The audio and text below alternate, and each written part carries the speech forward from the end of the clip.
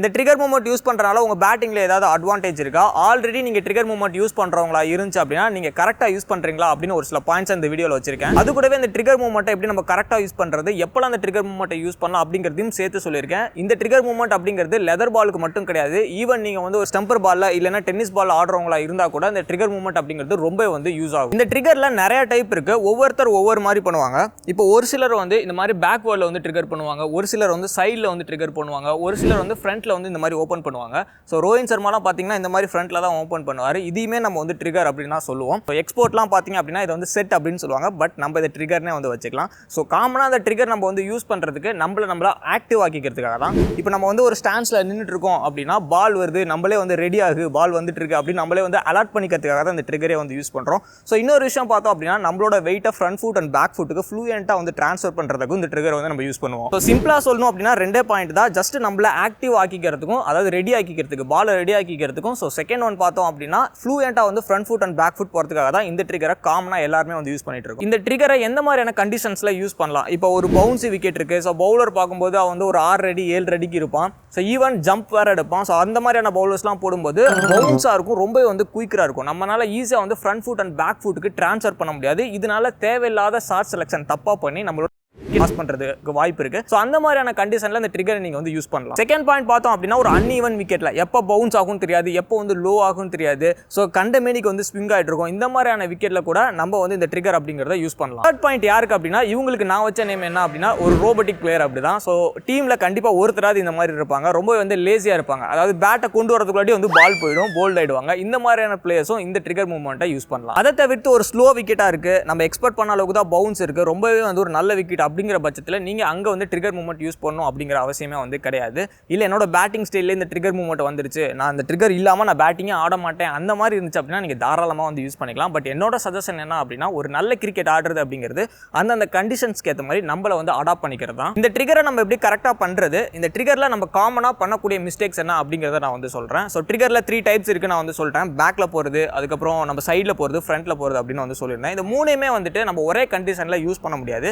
இதை நம்ம டிஃப்ரெண்ட் கண்டிஷன்ல நம்ம வந்து யூஸ் பண்ணோம். ஒரே கண்டிஷன்ல யூஸ் பண்ணோம் அப்படின்னா அது நமக்கு யூஸும் கிடையாது, நம்ம விக்கெட்டை லாஸ் பண்றதுக்கு தான் வாய்ப்பு இருக்கு. இப்போ இந்த பேக் ட்ரிகரை நம்ம வந்து எங்க யூஸ் பண்ணலாம் அப்படின்னா ஒரு பவுன்சி விக்கெட்டா இருக்கு, இல்லைன்னா நீங்க ஒரு டெத் ஓவர்ல ஆடிட்டு இருக்கும்போது இந்த பேக் ட்ரிகரை வந்து யூஸ் பண்ணலாம். ஏன்னா பேக் ட்ரிகர் வந்து உங்களோட பேக் ஃபுட்டை வந்து டாமினேட் பண்ணும். ஸோ டெத் ஓவர்ல பவுன்சி இல்லைன்னா ஒரு லென்த் பாலோ இல்லைன்னா ஒரு யார்கர் பாலோ வரதுக்கு சான்சஸ் இருக்கு. அதை வந்து நீங்க 6க்கு கிளியர் பண்ணோம் அப்படின்னா இந்த பேக் ட்ரிகர் யூஸ் பண்ணலாம். இப்போ இந்த ஃப்ரண்ட் ட்ரிகர், இந்த சைட் ட்ரிகர்லாம் எப்போ யூஸ் பண்ணலாம் அப்படின்னா பவுன்ஸ் இல்லை, பட் விக்கெட்ல ரொம்பவே ஃபாஸ்டா வந்து பால் வருது, அந்த மாதிரியான கண்டிஷன்ல இந்த ட்ரிகரை வந்து யூஸ் பண்ணலாம்.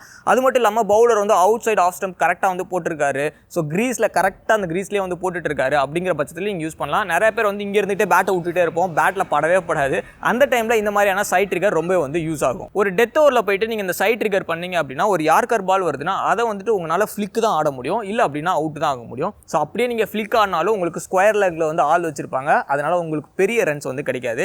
இதே இடத்துல நீங்கள் ஒரு பேக் ட்ரிகர் ஆடினீங்க அப்படின்னா உங்களால் அந்த யார்கர் பாலை ஸ்ட்ரெயிட்லையும் இல்லைனா மிட் விக்கெட்லையும் 6 அடிக்கிறதுக்கு நிறைய சான்சஸ் இருக்கு. இந்த ட்ரிகர்ல பண்ணக்கூடாத மிஸ்டேக்ஸ் என்ன அப்படின்னா நம்ம வந்து இப்படி ஒரு ட்ரிகர் பண்ணும்போது நம்மளோட வெயிட், அதாவது நம்ம இந்த கால் எடுத்து இப்படி வைப்போம், அப்போ வந்து நம்மளோட வெயிட்டை ஃபுல்லுமே வந்து பேக் ஃபுட்ல வந்து ட்ரான்ஸ்ஃபர் பண்ணிடுவாங்க நிறைய பேர். ஸோ அப்படி ட்ரான்ஸ்ஃபர் பண்ணிட்டோம் அப்படின்னா நம்மளால அடுத்த ஃப்ரண்ட் ஃபுட்டுக்கு போக முடியாது. இது வந்து ஒரு பெரிய காம்ப்ளிகேட் ஆகிடும். ஸோ அதனால நம்ம என்ன பண்ணோம் அப்படின்னா ட்ரிகர் பண்ணாலும் நம்மளோட வெயிட்டை போத் லெக்ல ஈவனாக வந்து வச்சிருக்கோம். ஸோ செகண்ட் பாயிண்ட் வந்து எப்போ அந்த ட்ரிகர் பண்ணணும் அப்படிங்கிற ஒரு விஷயம் இருக்கு. ஸோ இப்போ பவுலர் வந்து ரன் அப்ல இருந்து அவர் ரிலீசிங் பாயிண்ட்டுக்கு ஓடி வந்துட்டு இருப்பாரு. அந்த டைம்ல நம்ம பேட்ஸ்மேன்ஸ் வந்து ஸ்டாண்ட்ஸ்ல ஒரு ஐடியல் பொசிஷன்ல இருப்போம், நம்ம வந்து ரொம்பவே இன்ஆக்டிவா இருப்போம் அந்த பிட்வீன் கேப்ல.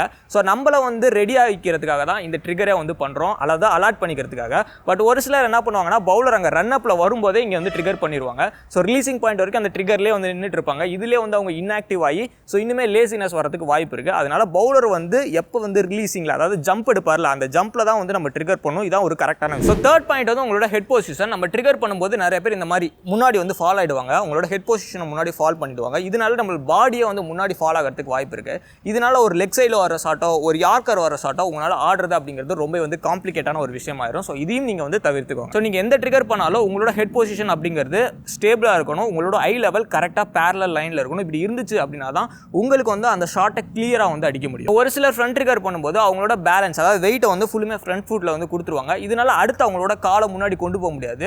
ஸோ இதுவுமே வந்து ஒரு பெரிய காம்ப்ளிகேட்டான விஷயம். ஸோ அதனால என்ன பண்ணோம் அப்படின்னா நீங்கள் பேக் ட்ரிகராக இருந்தாலும் சரி, ஃப்ரண்ட் ட்ரிகராக இருந்தாலும் சரி, ஸோ உங்களோட வெயிட் அப்படிங்கிறது போத் ரெண்டு லெக்லையுமே ஈவனாக வந்து ட்ரான்ஸ்ஃபர் ஆயிருக்கணும். ஸோ ஃபைனலாக ட்ரிகர் பண்ணும்போது நம்மளோட கால் எந்த இடத்த டைரக்ட் பண்ணியிருக்கணும் அப்படிங்கிற ஒரு விஷயம் இருக்குது. ஸோ நிறைய பேர் ட்ரிகர் பண்ணும்போது ஸோ அவங்களோட ஃப்ரண்ட் லெக் பார்த்தீங்க அப்படின்னா பாயிண்ட்டை வந்து டைரக்ட் பண்ணியிருக்கோம், இல்லை அப்படின்னா ஸ்ட்ரெயிட்டாக வந்து டைரக்ட் பண்ணியிருக்கோம். ஸோ இதை வந்து நீங்கள் தவிர்த்தே ஆகணும். எங்கே டைரக்ட் பண்ணியிருக்கணும் அப்படின்னா கவர்ஸை தான் வந்து டைரக்ட் பண்ணியிருக்கணும். ஸோ நீங்கள் வந்து ட்ரிகர் பண்ணும்போது உங்களுக்கு கவர்ஸை டைரக்ட் பண்ணியிருந்துச்சு அப்படின்னா உங்களுக்கு யார்கர் பால் வந்தாலும் சரி, லெக் சைடு வந்தாலும் சரி, உங்களால் ஈஸியாக வந்து விளையாட முடியும். இதுவே வந்து பாயிண்ட்டை பார்த்து இருந்துச்சு அப்படின்னா உங்களுக்கு வந்து டக்குன்னு ஒரு யார்கர் பால் வருதுன்னா உங்களால் வந்து ஆட முடியாது, நீங்கள் வந்து மாட்டிப்பீங்க. இந்த ட்ரிகரில் பெர்ஃபெக்டாக பேலன்ஸை ட்ரான்ஸ்ஃபர் பண்ணுறதுக்கு ஏதாவது ட்ரில்ஸ் இருக்கா அப்படின்னு கேட்டிங்கன்னா அதுக்கு ஒரு பெர்ஃபெக்டான ஒரு ட்ரில் இருக்குது. அது என்ன அப்படிங்கிறத நான் வந்து சொல்கிறேன்.